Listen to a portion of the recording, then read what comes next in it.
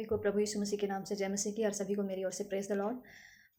आज हम लोग सीखेंगे धर्मी मनुष्य के बारे में और दुष्ट मनुष्य के बारे में।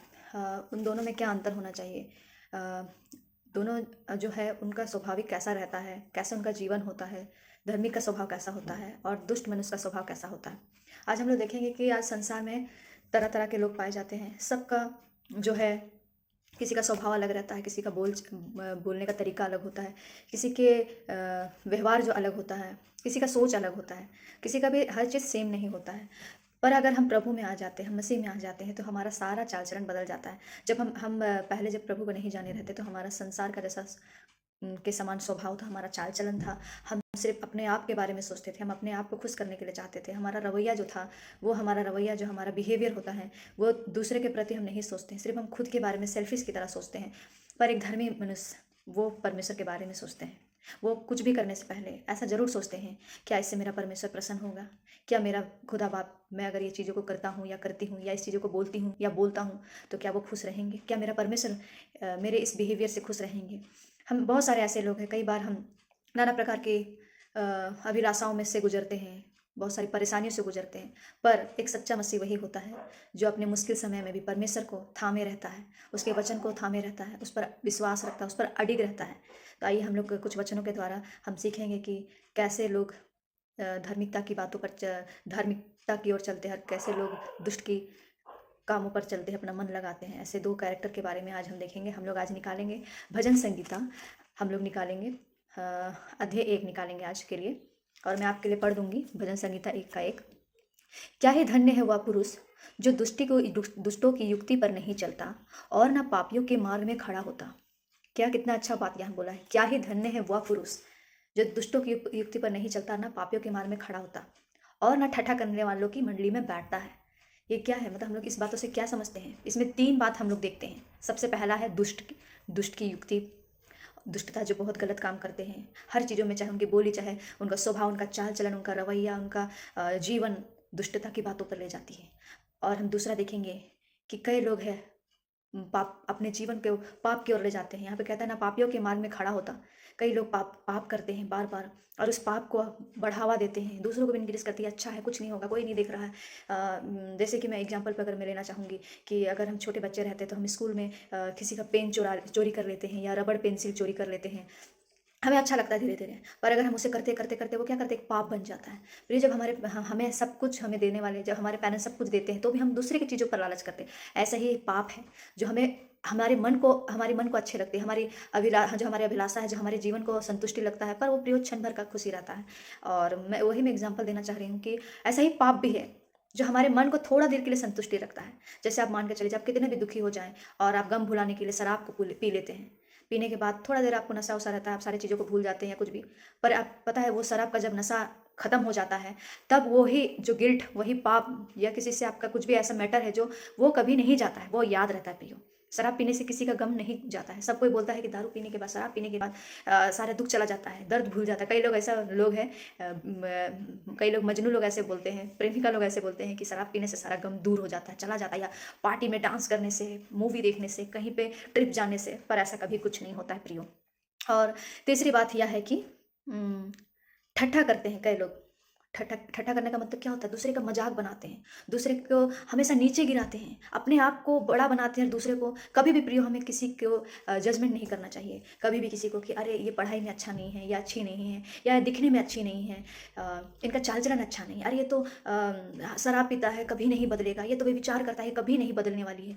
पर प्रियो याद रखें, हम लोग उसको ठट्ठा उड़ाने की जगह में हमें उसे दिलासा देना चाहिए कि भाई बहन, आप जरूर इस पाप में हैं, आप चोरी करते हैं या विचार करते हैं या झूठ बोलते हैं या कोई भी ऐसे गलत काम करते हैं, परमेश्वर आपको एक दिन जरूर बदलेगा। परमेश्वर आपको प्यार करता है प्रियो। हमें किसी का ठट्ठा नहीं उड़ाना चाहिए, बल्कि उसको हमें प्रोत्साहित करना चाहिए ये बोल के कि आपसे आज भी परमेश्वर प्यार करता है, ना कि उसकी गलती में बढ़ावा नहीं देना चाहिए। हाँ, तुम जो कर रहे हो सही कर रहे हो, अपने माँ बाप से आप लड़ रहे हो, झगड़ रहे हो, या फिर उनसे लड़ के मतलब उनसे रूडली बात कर रहे हो, या अपने घर से दूर दूर जाके किसी घर में जाके रह रहे हो, ये हमें बढ़ावा नहीं देना प्रियो, उन्हें समझाना है प्रियो।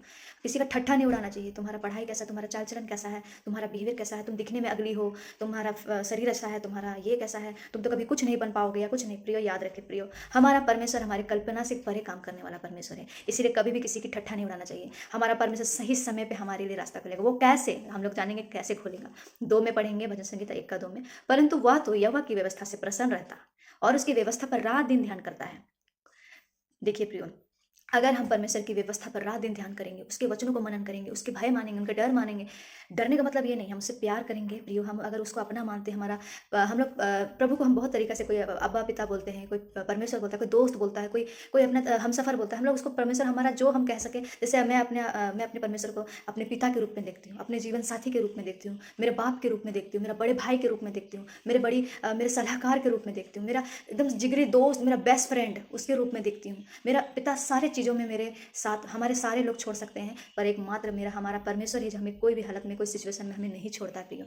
तो मैं यही कहना चाहती हूँ, हम कैसे इन ठट्ठा करने वाली बातों से बच सकते हैं, पापियों के मार्ग में खड़े होने से बच सकते हैं, और दुष्टों की युक्ति से हम कैसे बच सकते हैं। व्यवस्था अपना जो हमारा परमेश्वर व्यवस्था को दिया है, जो ये हमारा पवित्र बाइबल है, इसको मनन करके, इसको पढ़ के, अपने हृदय में अधिकार से बसा के, उसका स्तुति प्रशंसा करके, प्रार्थना करके हम क्या करेंगे, रात दिन ध्यान करना। रात दिन ध्यान करने का मतलब क्या है, हम लोग मेडिटेट करेंगे परमेश्वर को। हमेशा कुछ भी अगर हम गलत करने वाले रहेंगे तो परमेश्वर हमारे हृदय में, हमारे मन में बात बोलेंगे, बेटी ये गलत है, बेटा ये गलत है, इसे मत करो। कई बार मुझे भी कुछ डिसीजन लेना होता है, कुछ भी, तो परमेश्वर, मैं सबसे पहले परमेश्वर के पास दौड़ के जाती हूँ और मैं कहती हूँ, अब्बा मेरे खुदा बाप मुझे बताइए, मुझे रास्ता नहीं दिख रहा, मुझे क्या करना चाहिए। उसी समय मेरा परमेश्वर मेरा हाथ थाम के, मुझे हिम्मत देके, मुझे दिलासा देके मेरे लिए रास्ताओं को खोलता है।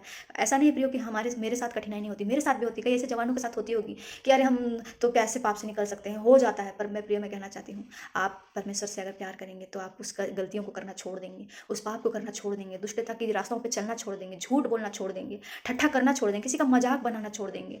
मैं यही कहना, पापियों की मान जो बुरी संगति रखते हैं, बुरे अभिलाषाओं में घिरे हैं, संसार के अभिलाषा, व्यभिचार की अभिलाषा में जो है, उससे आप उससे छूट सकते हैं, आपको परमेश्वर निकाल सकता है। इसलिए मैं इसलिए कहना चाहती हूँ, परमेश्वर की व्यवस्था पर रात दिन ध्यान करना है। कभी कभी नहीं, साल में एक बार नहीं, खाली 25 दिसंबर या 31 हो गया या गुड फ्राइडे हो गया, वो दिन में नहीं प्रियो। रात दिन परमेश्वर के वचन को मनन करना, अपने हृदय में रखना है, और तब हमारा परमेश्वर हमारे से प्रसन्न होगा कि मेरी बेटे हैं, मेरी बेटी है, जो मेरे रात दिन मेरी व्यवस्था पर चलते हैं, मुझे पुकारते हैं, मेरी आराधना करते हैं। तब हम इन सारे पापों से बच सकते हैं, जो मैंने आपको बताया, 3 बातें जो मैंने आपको बताया।